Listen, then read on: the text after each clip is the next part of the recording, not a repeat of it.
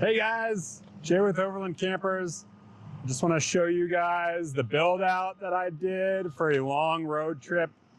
My wife, Maggie, who is a customer service extraordinaire, myself, and our two kids, a 9-month-old, now 10-month-old, and a 3.5-year-old, sat on our asses for 3 weeks and drove up to the Arctic Ocean via the Dempster Highway. I'd done the Dalton before, and the Dempster was closed because of COVID, so it's always been a goal. Now that we had kids, what better way to do it than sit on your butts for 3 weeks with young kids and drive 5,000 miles. And then Maggie drove the 44 hours straight from Whitehorse down here while I flew back with the kids. Our 3.5-year-old, you could tell, was physically depressed being in his car seat for one more day. So we flew home, bailed. But I want to talk about the truck we took. We took a 6.5-foot Tundra 2025, 4-door. So it fit all the kids, it fit all our stuff. And I'll get into the build out, working around kids and ourselves, and the details of that. So let's just start with the truck. Again, the truck has a 2025 6.5-foot bed. Overall, great experience with the Tundra. I really like the truck. The tailgate is asinine. It's the power tailgate. I unfortunately put a drill bit into the wiring harness, so it is no longer a power tailgate. It is a manual tailgate. Even so, it is, and I think other customers and people have experienced this online, it is a very sloppy bed because they went to the composite, and so it is bound up and rarely opens as it should. So if it was opening nice and then you decided to drive on a dirt road for half a mile, then maybe it won't open nice again. So that would be the case probably here. So that was an open, that was a good one. But I've had to like 3-stage it at some points. I did do and recommend for anyone with a Tacoma with a composite bed, Gen 3, Gen 4, and the new Tundras, bed stiffeners are a must in my book. I went with the Victory ones because they were cheaper and I could put my little twist ties here. They have like cam strap things, but I would do that for sure. And then I did Bilstein 6112, 6100 lift on the front and rear with Dobinson springs on the rear that gave it a 2-inch lift and did a constant load of 400 to 700 pounds or 550 to 700 pounds because of camper and all the weight in there and us. So off-road, the Dempster Highway is like 500 miles of dirt one way. You got to do it both ways because you got to get out of there. Did great. We never bounced off the road once, and we were able to go faster than advertised. So it was wonderful. And then any of the forest roads along our way up to national parks or forest land, amazing. So new suspension is great. A heavier spring, though not needed, was amazing because as you'll see, we have a ton of stuff in here and it just negated that essentially, balanced that well. Other things we did to the truck, if you want to follow me, were KO3s, which certainly helped. The taller rubber sidewalls certainly helped cushion a lot of the dirt road stuff. I did a fairing on the Tundra, not necessarily for miles per gallon like you'd think. The Tundra, and I've had customers like relay information to me about weird noises coming from a Tundra and wind noise on a camper. The Tundra on our camper is loud, and I don't know why the fairing fixed that. Any other camper truck combination I've been in, Ram, F-150, Tacoma, negligible sound difference. This did something. And I hear it from customers, and then I bought a Tundra and I was like, oh, this isn't cool. Made a fairing. Other things we put on the truck, we did a Starlink on the front, and actually the Starlink lived behind the fairing most of the time and worked until we crossed that center line of satellites and we actually needed to turn it around because we were so far north, and that's why we moved it to the front. But it worked behind that Rhino rack rail and behind that plastic. So Overall, truck was amazing. Starlink worked great for working from the road. Fairing in combination with the camper was great. And then the camper itself, we took the chubby version of our camper. That was the first chubby we built with our new extrusion. And it was really handy with 2 kids and ourselves. It just gave us room. I would say if we weren't doing extended trips, the regular walled camper that we've always built, the tried and true, would be great. But the added space, and you'll see, of having room for an extra box of macaroni is really nice. The chubby enables you to store more macaroni and cheese, or in Canada, they call it craft dinner. So let's go into detail on the camper build. I'll pop it. 6 latches as usual. I'll open the side hatch just to open it.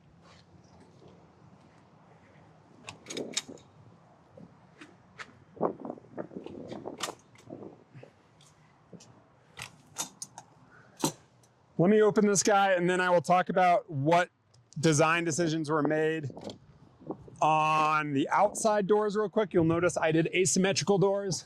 Just gonna pop the rear up real quick. And then I'll do the front once we make a cut and I clean out some stuff so you guys don't have to see that. Well, let's talk about the only real design configuration on this chubby that is outside of a bread and butter is the asymmetrical barn doors. This asymmetrical door is in line with my Milwaukee Packout build and holds a diesel heater right here. And I'll show you guys that. And then this one allowed me to put our kerosene for the diesel heater on the outside, and it nearly centers up this center window, which actually makes visibility through this really nice.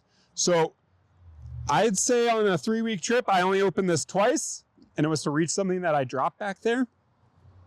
Whereas this one was our door. And we use this every time. So that is the door configuration. Now I'm gonna clean this thing out. See you in a minute. Hey, we're back. The camper is now, as I kind of left it and used it. Well, the nice thing about camping for 3 weeks is the routine. I love the routine. When you go out day 1, it's kind of all in there. Day 2, it's a little better. Day 3, you're dialed. And then it just dials every day, but you're pretty much set. So I would open this door and latch it against the wind in our tailgate. I would go to the nearest picnic table and or set this here. Our water cube. I like water as accessible as possible. Keeps you drinking water. You never know when you need to pull over and get some water. Then I bought these steps. Anything that you're like, hey, where did you buy this? Odds are I bought it from Jeff Bezos, your local family grocer. HP Tower. It's got the stable feet. It's perfect for a 3-year-old doing stupid stuff. It worked great. So this was a first out, last in, first out, last in. And then I have a cam strap that holds my diesel heater right there. So this is also a first out, last in. And then this goes right here. And then based on whether we were going to use this for the night, most nights we had amazing weather, I would then set it up. I've got the cables here that just wire into that. And then a hose goes from here into here. And these cables are power to our power box and to a thermostat I've got right on inside the door. So we could, if it was wired up, in the middle of the night, assess if it was too cold for our infant and say, hey, fire that thing up, keep it warm, and or shut it down from there in the morning when we were done. And then disassemble it, put that in as we were packing up. So those 3 things came out and got out of the way. And then we were ready to hop in and interact with the camper at that point. Something I'll go into real quick is the bug netting. We get asked a lot about bug netting and if anyone's doing it. Again, Jeff Bezos, call him up, he's got it. I found a near identical width. There's this one listing, you guys could email me, put it on the website, that has, I think, 700 mosquito netting options. It's the most options I've ever seen on Amazon. The drop down was infinite. It took time to load. So I picked the width of my camper door. So this width from this metal to that metal plus an inch because I wanted it on the Z trim. And then any height worked. And then what I did is I hung it up, pulled the tape, measured it, and then because I have a bed rug, stitched on some Velcro, well not Velcro, sorry, it's hook and loop, guys. Look up the Velcro hook and loop video on YouTube, it's good. Some hook that stuck to my bed rug. And so I was able to then move this, stick it over here, do whatever, and it just lives here. And it worked great. And still works great. So that is how that was achieved. I needed an industrial sewing machine for 10 minutes. So you could buy this, cut it, tape on some hook and or loop where you want it.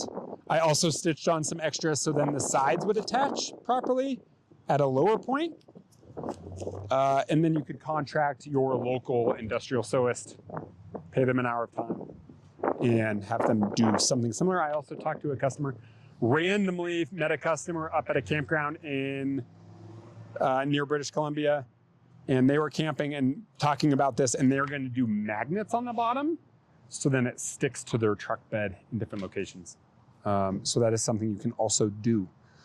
Whereas the Velcro was nice, but it is kind of finicky. So if it like got stuck there and resetting it became kind of a pain, but whatever, it did its job. So that is that. You'll notice, we get asked a bunch about on this rear section too, dust intrusion. I've got a really good picture. This is post car wash. So I forced a lot of nasty dirt inside the camper by pressure washing it, blasted it, and you can see water. But I've got a great picture that we'll try to put on this video where it's a hard, clean line and insane dusty line. We did 1,000 miles of dust, straight moon dust. And it did 95% of its job, the gasket. But any dust that came in stayed right here. So anything I left right on the rear was fine. Our bedding, one of our features is, as you guys know, we build taller cab overs, so you can leave your bedding up higher. No dust at all. The bed rug does a really nice job as well of like, hey, there's dust here, but it goes into the carpeting. It's like having carpeting at a beach house. You're not always feeling the sand. You're not always having to sweep. So once I vacuum that, I'm sure there's going to be plenty of dust. But the gasket did an amazing job keeping 95% more of the dust out. So it did a really awesome job.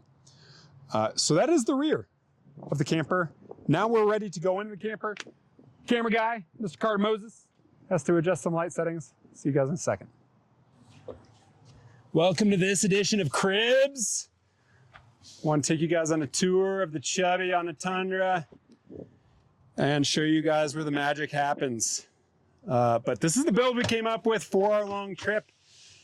Took a lot of time just thinking about it, kind of. But it all came together in about 3 days, working until about 11 to midnight to make sure this trip happened. As I showed from the outside, that it's all based on a Milwaukee Packout system in combination with some custom built stuff. And let's get into the cook setup. For my background in starting Overland campers was living in a camper for 2-ish years. And in that time, I really found out the closer the cook stuff could be towards the rear, the better, because ideally, and I tell a lot of people this, yes, the space is huge and great to be in, and it should be livable and comfortable, but at the same time, ideally, you're not in here. You're only in here if it's shitty out. So if it's raining, if it's snowing, if it's windy, if it's cold, if it's late night with your friends and you're just trying to be warm, yeah, it's great. Let's be in here. Ideally, I'm outside cooking. And this whole trip up to Canada and Alaska, we had one morning of rain. It was the most insane weather in the world, 75 degrees at the Arctic Ocean, barely any wind. We were outside the entire time. So having all my cook stuff towards the rear went big into that. And then the next most important thing was having an actual fridge. I've never had an actual fridge. I've always done a cooler. So we got the bodega, Jeff Bezos special fridge. So building around that, and then the 2 kids. And then the idea of, hey, it is shitty out. We need to come in. How does that function? So I'll go into all of that. So let's start with the cooking setup. Cooking setup is the Coleman, which you guys saw from the outside, is right here. It's cam strapped. That's where it lives. And there's 2 cutting boards behind that. And then our propane. It's throttled, ready to go. And then our lighter is stored in the Coleman. This is usually stored in the Coleman, but sometimes when you're feeling lazy, you leave that there. So that lives there. So I can reach that from the tailgate, go to the picnic table, set it on the ground next to the creek, wherever we're at. And then all utensils and stuff are accessible from reaching over the tailgate. So these Milwaukee Packouts are sweet. They make the 3-drawer units. They make the 2-drawer units. I think they make a 4-drawer unit now. But top drawer, salt and pepper. Tea, you gotta have some tea. Lighters, water tabs. Second drawer is jet puff. Bic lighters. Utensils, we got hand utensils, we got spatulas. Third drawer is just miscellaneous, Ziploc, bug repellent. Bribes for the kids. The kid, the baby doesn't enjoy those better things in life anymore, right now, currently. Not anymore, but. And then we have plates and bowls, 1 of each for each person that is using a plate and bowl, so they get cleaned every night. And then we have our pan, 2 collapsible pots, most importantly, our coffee, and then our portable shower thing. That's the shower pump, shower head / cleaning thing. Accessible from all right here. And then there is a few things that it's just like, hey, whoever comes to the camper first, Maggie or myself, would reach and get for the cook setup, cleaning setup. And that's mainly the bottle cleaning stuff and this collapsible tray for doing dishes in this. So we did dishes every night because we had 5 bottles on rotation. That's what we did, is 5 bottles every day. We would rotate and clean that. And this was part of the workstation. So that would live there, and then the person would grab that.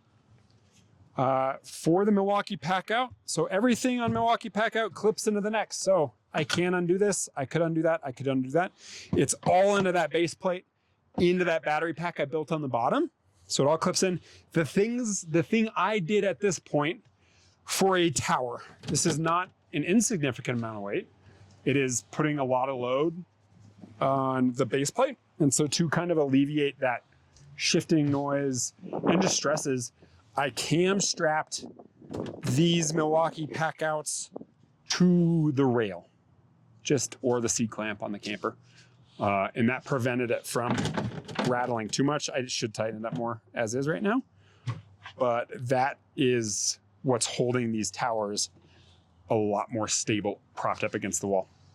The counter, which again, I built this in 3 nights and just had to get it done. Nothing went smooth on this. I messed up somewhere. The one thing that is consistent through all of this is I used too long of screws, but I had those screws, so I used those screws. Have what you use. And then I ground down the sharp edges that came through. Had I had more time, wanted one more Home Depot run, or cared more, and didn't want to go camping, I would have gotten the right size screw.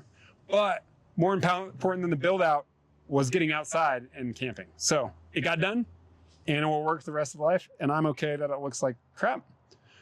I'm not okay when your camper looks like crap, though. Just keep that in mind. I do get upset about that. Sometimes we make boo-boos. We make them right. I cut this and put a hinge here so then you could access this stuff. And this was just kind of a backboard to prevent shit from rolling back there. We put bottles here every night because the bed comes out to here.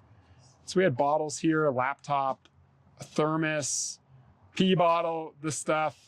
So this kind of just allowed us to reach back here and do this. In line with the Milwaukee stuff, some heroes, I don't know their names, are making 3D printable files.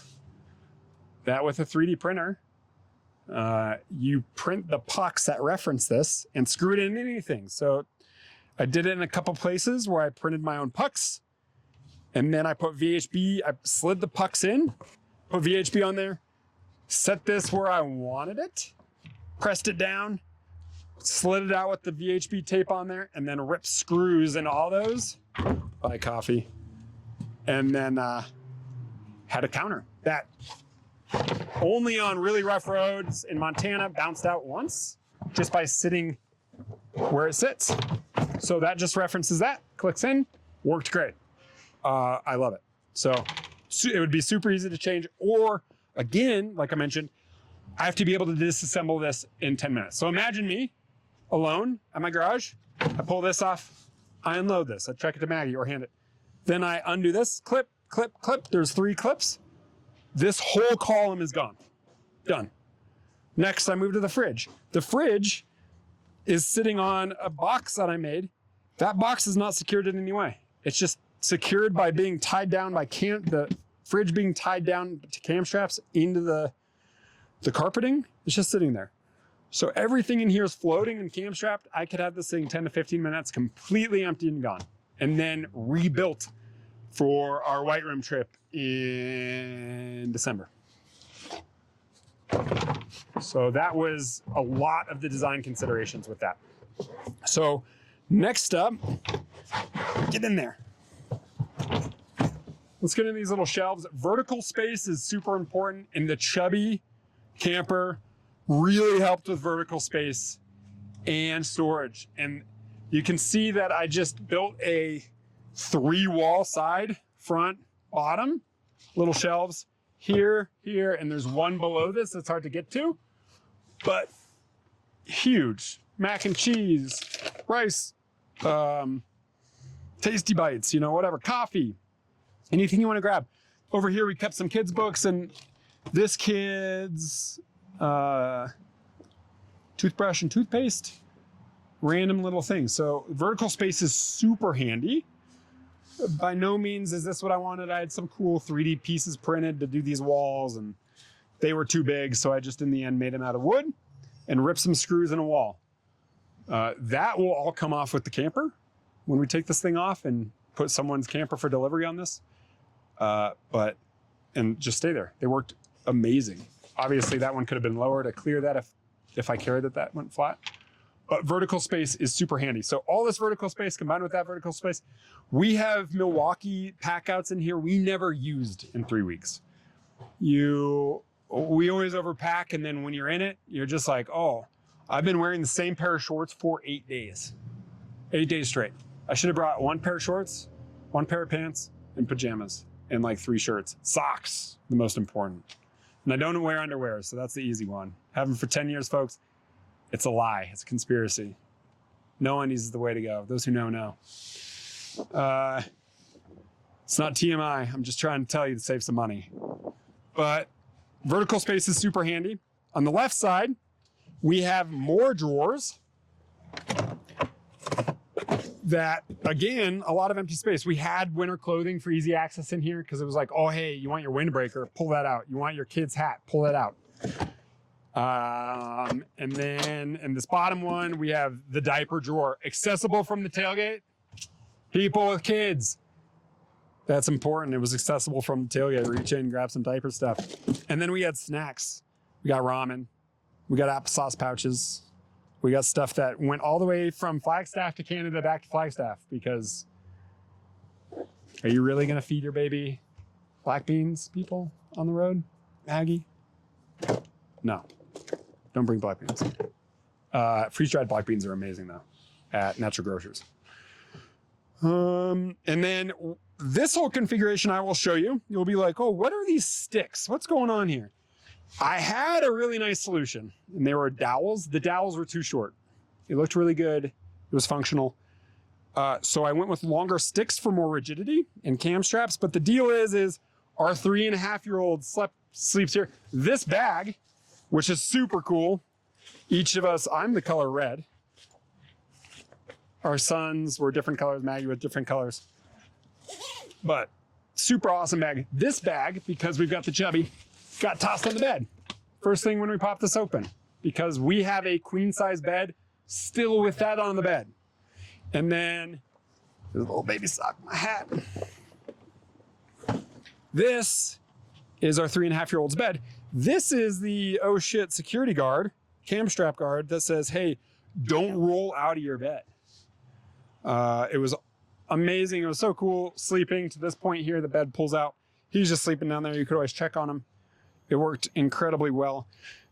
This all tears down and becomes a table. So back to the original part of this conversation, setting it up for the worst case scenario is, hey, let's set this up when we are cold and or it's raining or snowing. We still want to be able to cook in here. We still want to be able to play a card game in here. So I will go through that real quick too, but I will go through that after we take a break and reset. But I'll show you guys. The fridge again is the Bodega 65 liter. And that's just cam strap down. That worked amazing. Great fridge. And then we have more storage. And then back to a couple posts on our Instagram, we have the Elite Field soft dog crate that our 9.5-month-old slept in, which worked spectacularly. Other features on this camper that we have are the Arctic liner, which we get asked a lot, hey, do I need that? It does a lot of work. It does really kill a lot of the cold. So it's it breaks the thermal cold in the morning and all night on the canvas. And so it kept it considerably warmer in here. If you have a nice diesel heater, it could be overkill because it is a small volume. You could dump a lot of heat in here. We charge a lot for it. Diesel heater, down sleeping bag might be enough for you. This was really nice with a baby because you can't just a baby's not telling you when they're cold and they're not telling you, hey, I need a down coat, or you don't know that. There's a lot of things going on. So it was nice just to have a little more livable space. If it was just me, I wouldn't have a diesel heater. I wouldn't have this. I'd have a down sleeping bag and a parka. That's what I did. So, and then the headliner with insulation under it, great, worked amazing.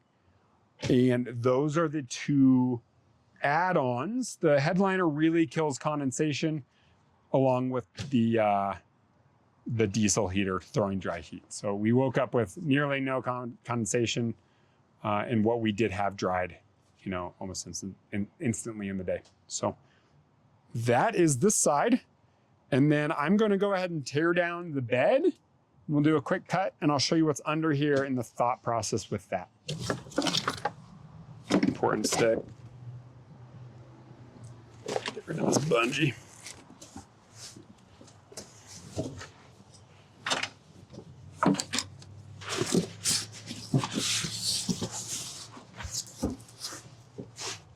If it was raining out, that would be pushed back and we wanted to cook in here. This, I would take everything and roll it up and put it on the bed, his sleeping bag pad. Those sticks, as you see, those are just making sure it doesn't roll out. I could come up, I personally want to come up with a better solution for our next trip. The entire trip, I was very worried about coming off the bed and slipping and getting one of those where I don't want one. So having some benign rounded something to keep them in would be much better. Need to figure that out, but that's another day. So this is, as you saw, our kid's bed and or a bench, and or I could lay here if I didn't want to pop the top and I was solo camping. I could also make it my bed. What it also does is this centerpiece that is Velcroed on lifts up, and you've got, oh, by the way, kid toilet seat cover that goes onto Homer bucket seat. Worked amazing. Jeff Bezos special. And then this guy, again, Jeff Bezos special, goes into that. And then this guy goes into that. And now we've got a place to eat. Someone sits there. Someone sits there. Kiddo sits here. Eat, play cards, work on a Junior Ranger book. Table. We never had to use it, but it was here. And so this is what we had growing up in our camper. And it just looks like this. This slots into there.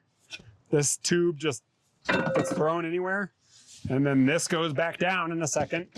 And now you're back to bed. So bed in combination with, if you had something to flip up here for his bed, it'd be even that much easier than cam straps and those sticks. So never had to use it, but I was excited to, but we didn't. So that is that. This guy on this, let me get this out of the way so you can see, is, again, if I can get it out, just those pucks, different color though. Not green, we got orange this time because that's the filament I had. So that just references that Milwaukee tower. And then this whole setup was a lot of meditation on how to make this all fit. And that came back to that Instagram post about questioning who knows what the smallest pack and play is for an infant. And the answer is they're all the same size. Some are smaller, but they're all limited. Then we got an awesome comment from someone that was like, oh, it's dog kennel. It was probably a joke. And I ran with it and found the Elite Field dog crate. And it has built-in blackout shades. It is all breathable netting. It came with a pad and it's collapsible. So, and I knew that would fit in between the wheel well of this truck. I needed it to fit between the wheel well in the front, and I needed it short enough then to not hit a tower of Packout I have in that corner over there. So there were these working parameters on that. And it's the Elite Field soft dog crate. It's amazing. It's like 120 bucks. And interestingly enough, our pack and play mat fit into that. So we had the mattress already, and the pack and play is always fold up in a cool origami way. The mat folds up with that. I only had to fold up one piece on the end and it fit perfectly. And that was, we've got the like, I don't know, they're all called some hipster shit, like Agave, Luna. Anyway, I'll put it in the comments. But that mattress fit perfectly. Oh, the Lotus, Agave Lotus? I don't know. Anyway, Elite Field dog crate. That's all that matters. And so then I put the tower that Carter's sitting on now, this tower in, the tower in the corner, and the dog crate in. And I knew I wanted a table, and I knew I needed seats. And so that then I pulled some measurements of my wheel well, and this, and the soft dog crate. And I started building in SolidWorks a model that then I could route out of birch. And so if I remove this guy, I can show you this piece is all one piece. From this floor piece to this is all one piece that has one piece of wood that extends behind this. So that is held against the wall, and one cam strap is holding it there. That's all that's holding this in place is one cam strap, and there is a piece of wood jammed behind this. And then most of it is hollow into there because there's a wheel well there. And so that worked out perfect for snack storage, as I showed you guys. We've got the cleaning pot down there for rinsing. And so random things, perfect storage under that.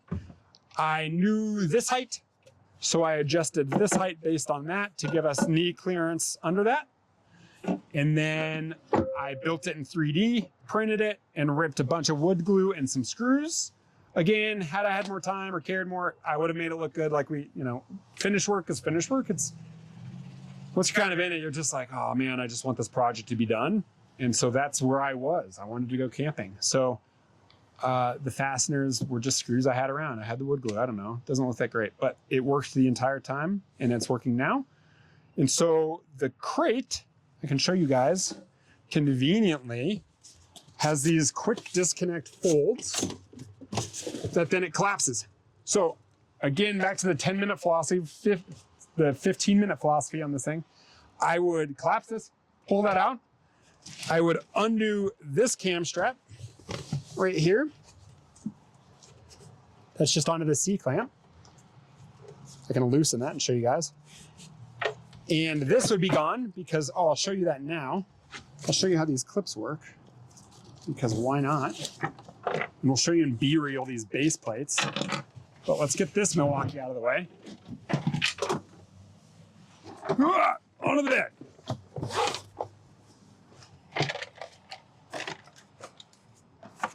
If you guys poop on the potty, you might get a Hot Wheel Matchbox. So you should poop on the potty, guys. We got a lot of hidden Matchbox in here for pooping on the potty. It was a real struggle on this last trip. So that gets out of the way. There's a base plate down there that I mounted straight to the bed. And you can see this little tab of wood right here. That's just sitting behind those. So now this whole thing is gone.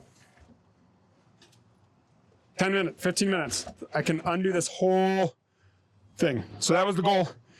While sleeping, 2 adults, 2 kids, having the room to sit inside and cook, having all our storage, having a fridge, it did it all. And we had too much storage. Lots of this was empty. It worked great. So those were the goals. And that's that. If you guys have any questions on any of this, put in the comments. I can rattle off some things, part numbers, whatever. But it worked great. I would say, I calculated, I think it's about $1,200 of Packout, which yes, seems expensive, but so do so many of these like insane build out things that are like $5,000. Anyone who's done their 5 minutes of research, they're like, oh shit, that's a lot of Packout. That's too expensive. Look up other people that are doing camper build outs. It's the Wild West. It's like $5,000 to $6,000. It's crazy. This was 1 sheet of Baltic and some other shitty birch we had around. And I would say that besides time and like solar and stuff, you know, it was just probably like $300 of stuff with those base plates. Those base plates are 2 packs for like $60. So that worked out great. But again, if you have any questions, just hop in the comments. Feel free to ask us. Thanks, guys.